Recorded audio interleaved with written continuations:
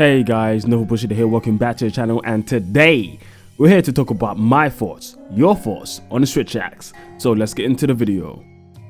And as usual, we're going to go through my history of the weapon. So Switch axe, I've mostly played in Rise, a lot in Rise and in Sunbreak. I also played it in World, not too crazily, but I did test around with the weapon and it was pretty good in both games. I do feel like Switch axe, known as the Swagger axe when it comes to Rise and Sunbreak, is probably its best iteration for me specifically. I've also played it a bit in GU as well. Back in the day, tried it out in Try, but nothing crazy. So yeah, that's me in Switch axe. I've always liked the weapon, hasn't been my main, but since Rise, it's been one of the weapons that I can comfortably say I really enjoy. But enough of that, let's get into the poll results. And the question of today is Switch axe users. What did you think of your weapon in the Wild's beta? With 214 votes, which is one of the highest votes actually, which is quite impressive. It seems like there's been a lot of conversation when it comes around to Switch axe in WoW so far. We've got 20% saying I love it, 59% saying I like it, 20% saying I don't like it, and 2% saying I hate it. I'm actually a bit surprised that like is the highest portion. From reading the comments and seeing what people are saying, I thought it may lead more to I don't like it, but I feel like people are holding on to the hopes that this weapon comes through to fruition, right? They're hoping that Capcom will fix this weapon in certain aspects they don't like for the full game. At least that's what I got from reading the comments. And I'm getting a similar vibe to Charles Blade, where there's some certain aspects that have been added and changed throughout the game and people are conflicting on it. And I've also noticed throughout the comments that depending on how you came into the game from World or from Rise, the way that you feel about the weapon also shifts slightly, which we'll get into in a second. But before that, I just want to say this is the second to last one, guys, in the series. And Switch axe in particular, this one's going to be quite a heavy video for me because there's a lot of comments to get through. A lot of people are talking. People like Honey Konav and Anonymous send big ass comments. So, you know, if you want to support your boy with likes, commenting, subscribing, whatever, any means, I don't normally say this, becoming a member of the channel and supporting me for the content I do. I'm also thinking of doing a Patreon as well, which we'll get into another time. But yeah, just any support for the time I put into these videos, I would really appreciate. I'd really appreciate that from you guys. But enough of that, let's get into things. So for this, we're going to start off with Riker, who interestingly starts off saying Switch axe is so close to being great in Wilds. And then after that, he precedingly puts out 4 different power graphs of things he doesn't like with the weapon. So, I mean, I'm not sure if this really reads as it being close to being great. From reading this, it doesn't give me that impression. But if that's how you feel, that's how you feel. Let's get into what he says. And his first comment saying here, sword mode uses way too much Switch axe gauge. And axe attacks, other than spiral burst slash, gives way too little. This leaves you spending way too much time in sword mode and needing to spam SBS to get it back. It makes all the other axe attacks useless other than the offset attack. To be honest, this has been a continuous problem in Switch axe throughout many games where it felt like the axe portion of the weapon was never as useful as a sword. Now, one of the cool things that I did like in Sunbreak, it really did feel like the axe portion got buffed quite a lot. It felt a bit faster. It was still heavy as a weapon, but it felt faster, it felt more fluid. You had more moves, more combos, and the damage felt pretty good. Now, talking about damage in a beta is a bit difficult because, you know, it's not the full balance. We don't know what's going to be happening when we have skills and so on in the future and how things are going to scale in the full game. But this is a valid criticism, I believe. If people feel the balance between axe and sword are so off and you rather just stick in sword mode now, that really fights against the whole idea of the Switch axe, right? It shouldn't be a weapon where the axe is just for you to get to sword and then the axe is useless after that. A combo of both is important. Yes, sword has a lot more powerful moves when your Phials are activated and you can actually do some extra damage on that side, but that doesn't mean axe should just be left alone as an arbitrary system for the weapon just to get into your sword amped up mode. Like, I don't think that's a good thing. I don't think that's good game design. And the fact that he feels it's a bit useless apart from the offset attack makes it feel a bit weird. Are we going to be in a situation where people are just literally spending most of the time in sword and then only switching to axe just for the offset? That's a bit of a strange concept. Or are we going to get people who are just in axe just for the offset and they won't even touch sword? I don't know. That could be an issue when it comes to the design philosophy of this weapon. And weapon design is a section we're going to get into a bit later in the video. But like I said, he's not the only one who talked about this. Lonesome Sparrow here said axe mode is unfortunately still useless. The best way to play the weapon is to spend as little time as possible in axe mode and get to sword mode as soon as possible. Now, like I was saying, in Rise and Sunbreak at least, I felt like axe mode was quite powerful. Definitely as your Phials actually continue over to your axe, and axe had a lot of moves. And axe was pretty cool. There was a lot of ways to recharge your Phials while doing your combos in axe. So that's the thing I really liked about the weapon in that game. It kind of felt like you could actually switch between both modes, and they both kind of benefit each other. You have axe mode to help get up your Phial gauge, so you can get into sword mode for it to be amped up. When sword mode is amped up, if you want to go back to axe mode, whenever your gauge is getting low, you can do that. You keep your amped up state on your axe, so axe still does more damage, but then also you can use it to get more Phials for your sword mode. You see what I mean? It's like a continuous ebb and flow between the two modes. If it feels like one mode is better than the other, then the weapon is pretty much two different weapons with a moment in time where you need to switch between the two just because they felt like it's a nice mechanic to have on the weapon for it to be unique, which I don't think is good game design for a weapon, to be honest. And I think it does take away from the versatility that I thought the weapon had in Sunbreak. And surprisingly, Sunbreak is another section we're going to get to, because a lot of people talked about Sunbreak switch axe. I think Sunbreak switch axe left a big impression on a lot of people, and we're going to get into that later on. And here we have Grant, and he says they put the switch axe offset attack on the axe upswing, which used to be a fast attack with low recovery to snipe tails.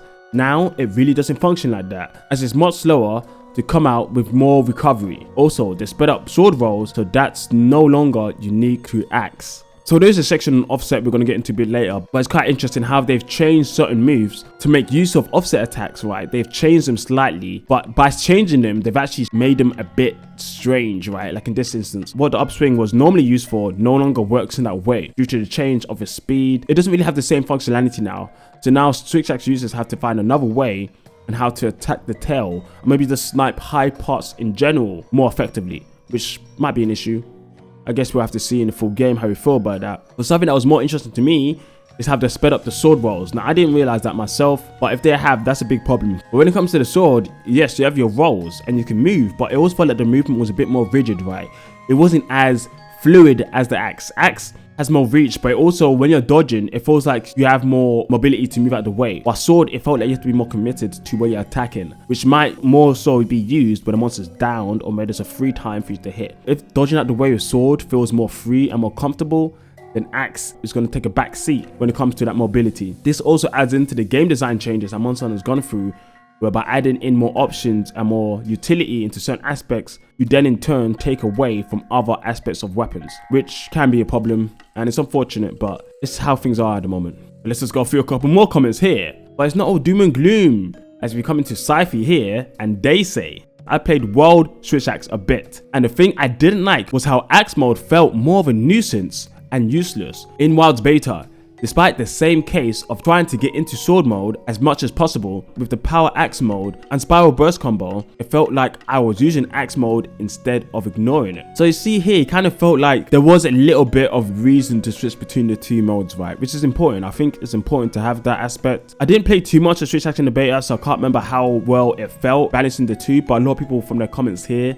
I felt like it wasn't the case, but Sci-Fi seems to feel like he's actually used it a lot more than he has in World, which is always good to see. If that's the case, he didn't ignore it outright, which is what you want to see basically. But from reading other people's comments, it also feels like there's a bit more they could do there to wrap it up.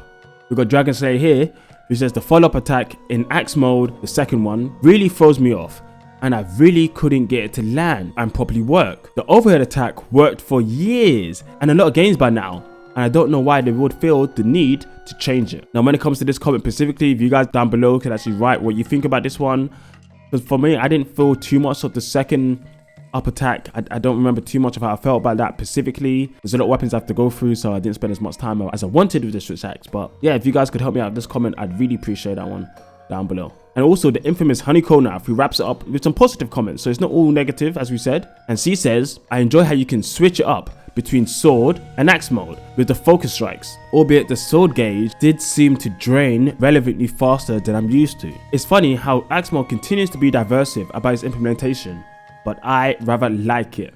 Axe mode has continuously had controversy throughout most iterations of the switch axe. It's good to see, despite all that, you're still enjoying it, Honeycomb Knife. I suppose it just kind of depends on how you react to the changes, if you enjoy them, if you don't, and if you don't, you know, let Capcom team know. And hopefully someone in the Capcom team watches this video and they can see what people feel about the switch axe. Not all people just bashing the weapon. There's a lot of mains who played the weapon for a long time, or maybe not a long time, but there's problems they have with the weapon. So hopefully and ideally they can address those particular problems. Now, when it comes to the gauge, we're going to get into the gauge portion soon, because that was another big thing that people did talk about. It seems to be something that has to be managed a lot more than it used to, and I'm going to get into that. It might be a bit controversial what I'm going to say about that, but we'll see when we get into it. So thanks for that, Honey Kona, and thanks for everyone else. You know, Riker, Lonesome, Dragon Slayer, Grant, and Syfy for your comments. I really appreciate it. Now, next we're going to talk about the counter and offset attack, because a lot of people seem to have issues with that too. And one of the main issues people had was actually about the chip damage, which was quite ironic to me, because I've been talking about chip damage for the longest of times as a Lance main. But let's get into this. We got Viker here, who says the counter takes way too much chip damage. It feels as if it's about 50% damage when it should be closer to 80%. Wait, what? 80%? Don't you mean like 20%? Because if you're saying 80%, then you should be taking 80% damage, which would be crazy.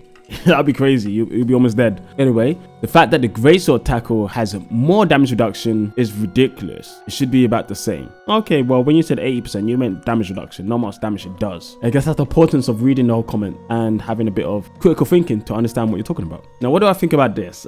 Trip damage is always a problem when it comes to Monster Hunter. I mean, I've talked about this a lot when it comes to the Lance. You know, it kind of feels a bit punishing when you're taking damage for doing the correct thing. Now, obviously, I don't think you should come out unscathed from these endeavors. You know, when you're blocking stuff, when you're countering stuff, you shouldn't come unscathed, but the amount of chip damage you take matters. Now, one thing I do have to say is we don't know how it's going to be in the full game. Now, the way chip damage normally works, with shields at least, the more guard you have, the less chip damage you take. And when it comes to weapons that are countering in this way, maybe it's going to be scaled in defense. The more defense you have, the less damage you take. So maybe defense is going to be a big portion of this game, right? Stacking up defense so you're actually able to offset attacks correctly and not instantly die against stronger monsters. It may be things like recovery speed, which is going to be quite useful. So the chip damage you do take recovers faster, so you can get back to the health that you did have before. Stuff like that. It may be the case where they want offset attacks to be nice to have, but they don't want them to be so free.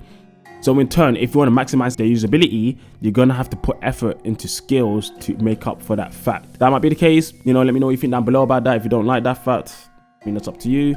I think that might be an interesting dynamic where skills actually add into that. Now it's going to force us to change how we're thinking about creating builds if defense is actually going to be useful when it comes to offsetting attacks.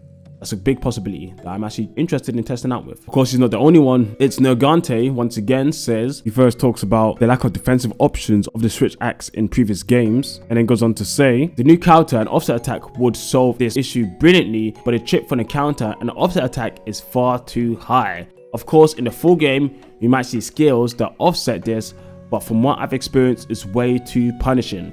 Yes, Nergate also seems to have a similar opinion to me when it comes to it, that skills may actually come into this fact. And maybe being a bit too punishing is a good thing, you know, you don't want it to be so free. I mean, offset attack is a big type of move to have, right? So you can just counter a monster outright, and then after that, you then get a knockdown. That's a pretty big benefit. I don't know if all of the offset attacks have the same type of chip damage values, like, do they all take the same percentage of damage from each one? I don't know that. I think that might be something that Capcom need to think about when it comes to balancing, if some should take more damage than others and so on.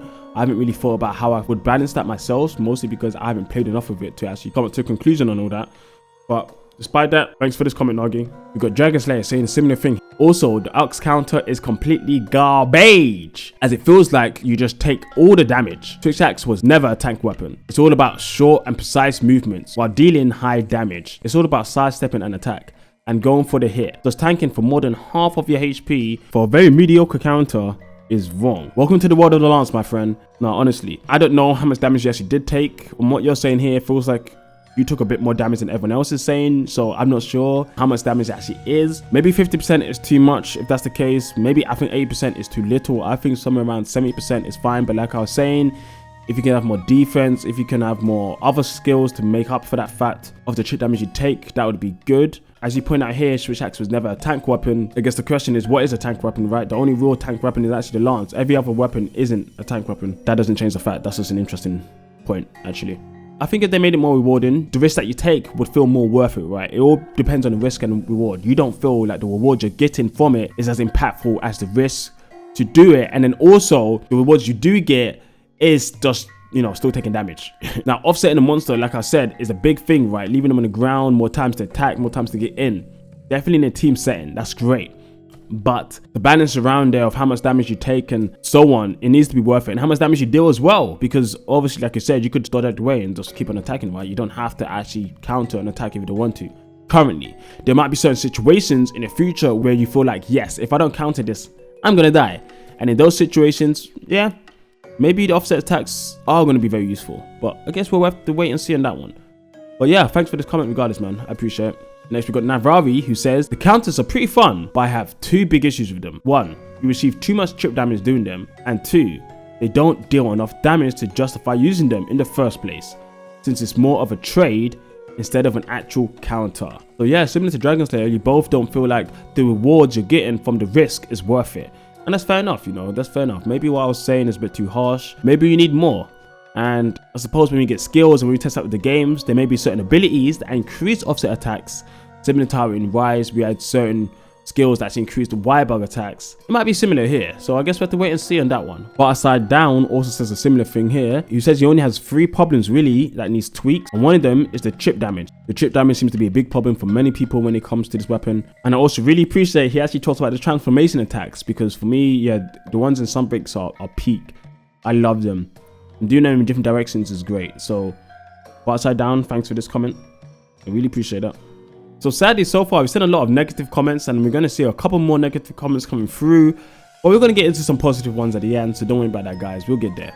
And next, we got Grunt Garber, who says, also, I really don't like how they gave us the new full release slash, which has no defensive capabilities and requires full commitment to execute. But it seems like an exchange for this new Nova attack no one asked for. They nerfed the damage on every other attack. Now, I haven't done any analysis on the actual damage on the strict stats, but I don't think it's fair to lower damage on everything else just because of something that's very big and very flashy does so much damage. Now, I am a big fan of very high committing moves doing a lot of damage, but I also feel like they can't be too safe. Now, from what you're saying, you say it has no defensive capabilities, so maybe that's a good thing, right? If you have to be full committed to certain things, that's good.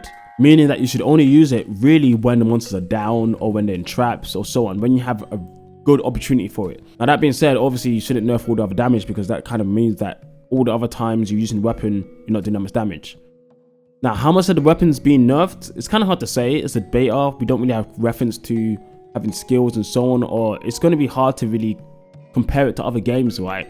Definitely because of where we are in this game. We're in a stuck environment where we're just given certain weapons to use with no ways to modify it and really test how things change when you stack up attack boosts and crits and so on. So I do understand what you're saying, but I do have to say, let's wait and see for the full game to see how the balance works overall on this part. But thank you for that, Grant. I really appreciate it. But to be honest, he's not the only one. Coming back to Lonesome, he says the new full release slash attack is your best offensive tool now, so it's just going to be FRS spam most of the time, which is an issue for me. Like I was saying, I don't think it should be so easy to use. There should be high commitment, there should be high punishing windows if you're using it a lot, but if you did get it off, I think it should have good damage. Now, how much damage in comparison to everything else, that's for us to wait and see really, and do some analysis of it in actual game. But I don't think it should be a state where this move is just spammed out, because that's going to be a big issue for the rest of the kit. And this is why balance matters. This is a video I want to do in the future about balance in PvE. Some people say balance in PvE doesn't matter that much. Balance in PvE is super important, and this is a key reason why. If you don't balance a weapon properly, certain moves are going to be exacerbated. Certain moves are going to be spammed and used all the time. The rest of the kit doesn't really matter. Is it actually going to be the switch axe, or is it just the full release slash axe? All right, that's what it's going to turn into from what some of you guys are saying. And that's why balance matters, because it changes the whole dynamic of how you actually interact with a weapon. And that's important in a game such as Monster Hunter, where you need to use your tools specifically against monsters at the right times to make advantage of their disadvantages and your advantage as well. So that's why I really feel it's important for these type of games. So yeah, no, thanks for this one, Lonesome. I really appreciate it. But yeah, it's not all negative. We got Navari here, who says, I do like the full release slash, but it feels way more powerful than the rest of your kit and too accessible. So bigger negative here, a bit of positive here. That's why I have the orange underline here, you know. And over here pretty much just reiterates what Lonesome said. Being too powerful kind of negates the rest of your kit. So even though it's a nice move, I do like how it looks. Yeah, we need that fix, Capcom. We need to fix the balance between it and the rest of the kit. Make it more uniform. And that will help people enjoy the weapon in the full game. But that's not all. We got Riker here, back on his 4th point. He says, the damage in sword mode sucks. Nerfs across the board. And full release slash is sick, but it's not even that great either. But here we got a more truly positive one with Sci-Fi, and he says, I also like the full release less, except for looking badass as hell, which I'm not sure if you meant to say except there, but it's fair enough. I feel like it allows for more decision making in sword mode. Like, is the monster open enough for a full release? Or should I go for a saver option and guarantee a big hit with ZSD? Because I think it's good. I think having those decision making moments is important. Should I go for broke and commit to my highest DPS? Or should I stop for now, do something a bit more safer, but still a big hitting move, which I think is important, you know, it actually adds into the balance of the weapon. Now, some people didn't see this point of view and maybe they don't feel like it's a thing, but I do agree here with Sci-Fi that these long committing moves that do have a lot of windows can be useful and interesting when things are balanced correctly.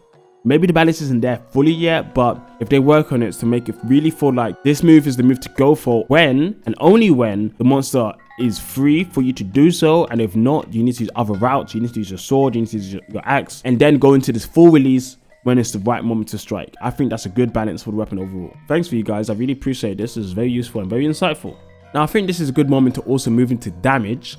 But a lot of people say there's a lot of low damage when it comes to the axe. So let's get into that. I think this leads on to many points we've just talked about so far. And we've seen what people like Goran have said, like the full release slash has too much damage in comparison to all the other moves. They don't do enough damage, which is quite a shame because a full kit is important when it comes to weapons. Then Raiko, who also says that the damage in sword mode just kind of sucks, which is a shame. There's actually a second part to what Navari said about the full release last kind of rendering everything else useless because of the fact that it's so useful to use and there's so much damage, which is a problem. A lot of people just feel like the switch slash overall isn't doing enough damage. But that leads us into two other comments who have a bit more to say in the situation, such as Angel Tower here, who says, I've seen complaints regarding the motion values and damage numbers being lackluster. And yes, that seems to be a big case for the weapon, which is a shame, you know. You don't really want any part of a kit to be left behind. And yes, Capcom hasn't been perfect on this. They've done it before. Like I said, in previous games, it always felt like axe mode was kind of useless. In Rise and Sunbreak, I felt like they fixed that, made axe mode a big portion of the weapon, which is great. And I just hope they can continue doing that in the future. So hopefully we can see that back in this game. And next we got Anonymous here, who says the main problem with the weapon is the damage balancing. Some moves just don't feel like they do enough. Else is fine overall, at least damage wise. Yes, Capcom, I implore you, look at the damage balancing for this weapon, and not just this weapon, weapons overall. There's so many new moves in our kits that the balance needs to be right for everyone to really enjoy these weapons overall. So please get on that. It's not just the Switch Axe users would appreciate that. It's pretty much from anyone who plays your games would appreciate more balance when it comes to the kit overall. So thanks for that. Now we're going to get into the controversial part of this video where I do strongly disagree with a lot of people what they're saying here. Well, not really disagree, I do understand what they're saying, but I want to add a bit more to the overall conversation. And here we have I Am Doom, which is great to see my guy, been around for quite a while. I always appreciate to see your comments. And let's just read his points here. In its current state, the Phial reload is really pointless when Switch Gauge is now recharging by attacking in axe form. Later on he says, and when your axe combo finisher and when your combo axe finisher gives you considerably more switch charge, it's a real waste of time to go through that lengthy reload animation. Now, I think the reload animation has changed over the games. I never played it back in 3U much, so you guys, you can correct me down below, bash me if you want, I'll accept it. You know I'm not afraid of criticism. If you want to throw it my way, we'll battle it down in the comments. But I feel like it's shifted over the games. Maybe where I kind of feel like it was once a necessity for you to reload so you can get back into the flow of combat.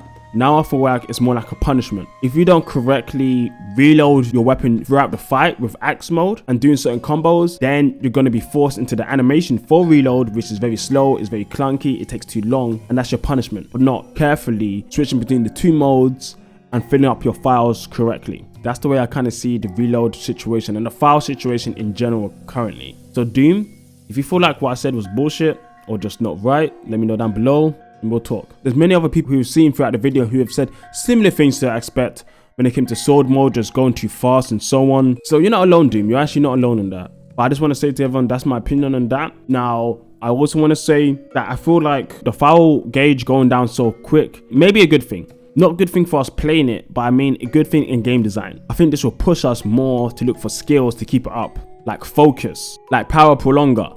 Those type of skills are gonna just boost up your file system much more.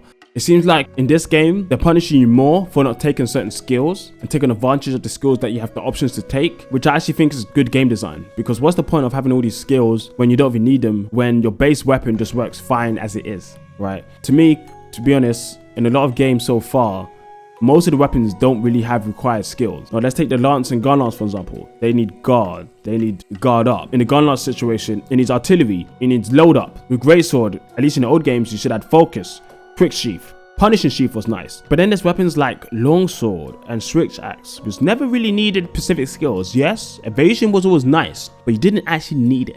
And you never needed power prolonger. You never needed focus. Yes, focus is nice to have on a longsword, but they've actually, saying that in this game, they kind of removed the need of focus with the longsword because it's so easy to get your gauge. So Capcom, you're kind of failing there. But there are some weapons like the switch axe where I feel like it never really needed skills. Maybe in Rise it was really good to have skills, but I never felt like it was a necessity. I think some skills should be something that you really want to take to really elevate your weapon to the next level. And I think things like focus and power prolonger are going to be those two things when it comes to the file gauge in this game. So I think that actually breeds good game design. This is a topic I want to talk about in another video, because I could say a lot more. My skills are so important to Monster Hunter, and while some game designs kind of suck when they don't make use of their own system. So we're going to get into that another day. Thanks for that, Doom. But let's get into this next comment with Nergay, who says, I love the large emphasis on actually using axe mode due to this lack of switch gauge regen and the offset attack, which when combined with the sword mode counter, gives the switch axe some much needed defensive options. So even though there are a lot of people who don't like the switch gauge, it seems like Nergay sees the benefit of it, as axe is supposed to be that mode to kind of help you keep up your gauge. Quite nice, this is cool. The only thing that axe probably needs more now is actually damage, just to give it a bit of a boost when it comes to that. So thank you both for these comments, I really appreciate it.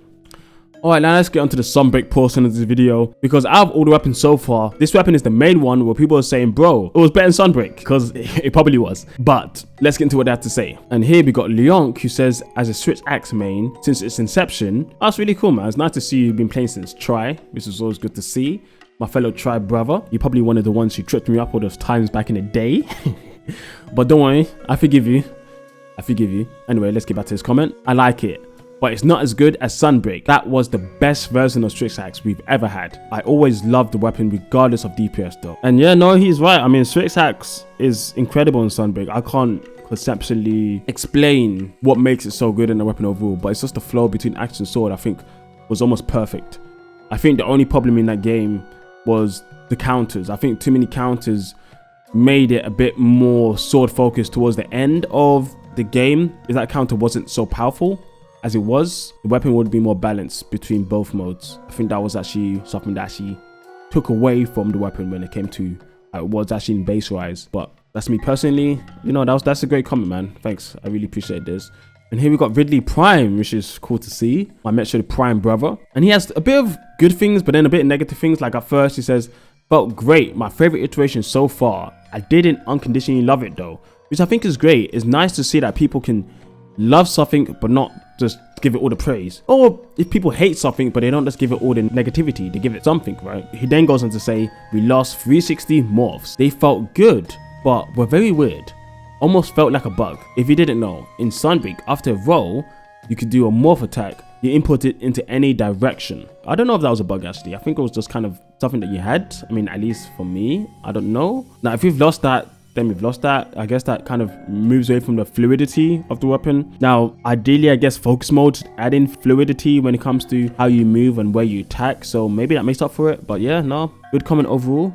Thanks Ridley, appreciate that. And then lastly we got Spark, who says, the reason why I fell in love with the switch axe in Sunbreak is that it had fast combos that focused on switching between the two forms of the weapon for maximum damage, instead of being focused on super move spams like the other weapons. Switch Axe in Wilds in its current state focused on super move spam, which I do agree that Switch Axe did do that very well. He actually executed it almost perfectly, apart from some switch skills I think were too powerful. If they were nerfed a bit more, I think it would have been perfect. Now, super moves are always a problem, definitely when they're too easy access, definitely when they don't come with enough negatives and downsides and openings. Ideally, I think the best super moves are moves that you can only do once in a while, but when you do them, they're impactful. One instance is the gun lance. You can't use Riving Blast whenever you want. It's on a cooldown. Yes, there's ways for you to reduce the cooldown, but even then, it's still quite a considerable cooldown. And when you use the move, it's strong. It's not the most strongest thing in the game, but it's strong. And I think it being tied under a cooldown is very impactful for the weapon, right? Other weapons don't really have that type of, what's the word I can use? Other weapons don't really have that type of restriction. A lot of the super moves, you can use it whenever. As long as you get into a certain state, you can use it.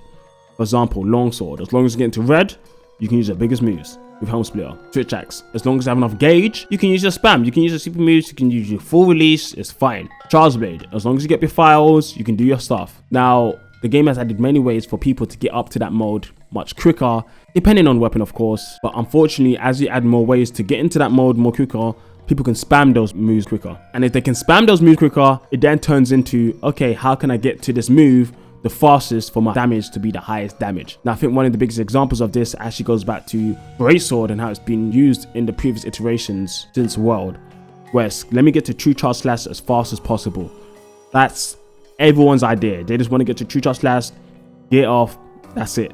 The rest of the kit isn't really thought of. The weapon itself moved from a methodical, let me position myself and attack correctly at certain times with a single hit, to okay, now I need to get to true charge slash as fast as possible to get my hit off. And it changes the whole dynamic because of the access to that move being so accessible. And as you see here, it's a similar thing when it comes to the super move spam, as Spark is saying, as many people have said throughout this video. So it's not just isolated to this weapon, it's actually on the longsword, it's on the greatsword, it's on the charge blade. Yes, yeah, people have said SAD spam on charge blade. They've been talking about it. And maybe this is another video we need to do. Guys, it's just, why are you guys giving me so many video ideas? Like honestly, I only have so much free time. I mean, to be honest, these days I barely have any free time. I'm just making videos all day. That's why this week has been a bit more light on video creation, because I want to spend a bit more time putting in my scripts, because I haven't really been focusing on scripts as much recently. But yeah, that's another video idea when it comes to super moves and the problem with super moves and balancing. You know, I think we're gonna have to do that. We'll talk about GU, we'll talk about Sunbreak, we'll talk about Wilds, and yeah, pretty much every game in between. So now, yeah, thanks Spark, and thanks all of you guys. You gave me a lot to think about, and I feel like a new man after reading this comment. I really do. And why don't we finish up this section just reading out Shiria's comment, who says, I like it, but the Sunbreak version is still my favorite iteration. Now the last section I'm going to add together. First I put them separately, but I thought they really added into the same thing, and that's playstyle and the philosophy of the weapon design in this game. Because it feels like people are having problems with the philosophy design of the weapon, how it plays in this specific game. For example, we have Anonymous here who says, when it comes to other parts of the moveset, one thing I still don't like is that the automatic morph when you're doing wide sweep. They legit did the same exact thing in World. Why? When it got introduced in 4U, you could always choose to go into either sword mode or stay in axe mode and dodge out of uncanny situations if required. Even Rise still allowed that despite being released after World. Now it's a commit full move again. I honestly can't get used to it when it's designed that way. Now, automatically being moved into one mode to the other, I think is a negative thing. One of my favorite things when it comes to the weapon, definitely in Sunbreak. I don't know if this was in World as well, but I definitely remember it was in Sunbreak. When you're doing the swing with the axe and then you do the spin move from it, the final spin move, you can actually choose to stay in axe or you can go into sword. And I thought that was the coolest thing ever. You don't understand how much I would have spammed that move because it was just fun. I don't think it was the most DPS, but I just used it because it was fun. You had the switch skill, which allowed you to do the second morph, which allowed you to switch both times. You could switch from the axe to the sword, back to the axe. And I thought that was the most perfect thing I've seen in any game. Like, bro, the switch axe really feels like two different weapons in one, and I loved it. I thought it was perfect. And in between those motions, you can choose to stay in sword or axe, and I thought that was great. If it's the case in this game, now I didn't experience this myself, but if it's the case that it's automatically more for me, that's gonna piss me off because I'm gonna feel restricted. I'm not allowed to approach the situation in different ways depending on what the game is giving me at the time. Depending on what a monster's doing and what I'm doing, I can't react correctly against that. Now maybe this has to do more of being committing with your moves. I'm not sure, but I think maybe I need to delve more into this when the full game comes out to really see how I feel about this. Because just reading this comment kind of made me a bit sad, you know. It made me a bit sad because that's one of my favorite things when it comes to the switch axe. Honestly, I love that part of it. I really do. Look, even though Norman has said that, he says now you can use normal elemental discharge even in amped mode. Yippee. Yeah, so overall he's still a positive guy, so it's good to see. Another one here from Lonesome who says monsters can no longer throw you off when you're doing ZSD version where you attach yourself to the monster, which is pretty lame because it just makes it more brainless in my opinion. Now I think one of the things they did in Sunbreak and Rise was, yes, you didn't get thrown off, but you took a lot of damage. And if you took too much damage, you're just gonna die. I don't know how much damage you took in this game when doing it, or maybe you didn't take damage at all. But I think as we all fight more important and strong monsters, we're gonna see that, yeah, you can stay latched on when you're using the move. You have hyper armor, well, even above hyper armor, I don't even know what to call it. I guess locked in armor, like literally, as you're locked into the monster, you're gonna be taking a lot more damage maybe. That would be a good turnaround for the weapon to make it so if you actually want to spam this move and stick in there Melee is going to take a lot of damage for it, which I think is pretty good for game design in that aspect. But we have to wait to see it when the full game comes out. Then we're back to Ridley Prime when he talks about the 360 morphs. And then he says, I'm okay with losing them, but since we gained more mobility due to sword overhead / rising slashes, and focus mode can allow you to be more precise, but it's a little clunky. So it seems like the game design around actually using certain moves with focus mode feels a bit iffy and clunky, as he says, which I thought like was a problem with most weapons. It wasn't just a switch axe thing. I think focus mode needs a bit of work, or maybe it has to do with your settings. There are certain settings people said makes it work a lot better, like gyro, using gyro control.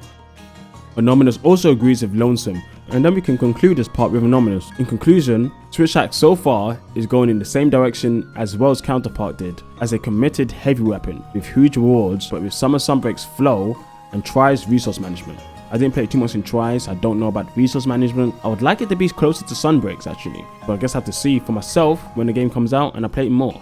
But yeah, thanks for this guys, and also I just want to let you know that even though I don't read out every particular part of your comments, I do read them in full as I go through them. I think overall I spent about 3 hours just reading your comments and putting them together and how they're kind of categorized into different files, and I'll just show you that here and how I kind of go through my structure. So all of these comments matter to me, even though I don't read every single part, and I try to incorporate every single comment that gets given to me into different parts of the video in general, because I think it's nice to give my dues to the people who are willing to spend their time as well to give me their comments. So yeah guys, I really appreciate you adding into the context of this video. It wouldn't be possible without you. So time to wrap up the video with my thoughts. So I thought it was alright, to be honest. It didn't feel as fluid as it did in Sunbreak when it came to switching between the modes. And when I was playing it, I didn't play it too long, like I said, but I suppose from what you guys said, I kind of understand why it kind of felt that way to me. Damage, I didn't really notice the damage too much, but I did kind of feel like, hey, sword mode felt better to use than axe mode. I didn't really like staying in axe mode, and there was no impact, right? But that's a similar thing we said with old weapons. It didn't feel as impactful when I was hitting with the axe. It felt a bit bland and just not strong enough in the impact portion of the weapon. Sword definitely felt like it was the best thing to use.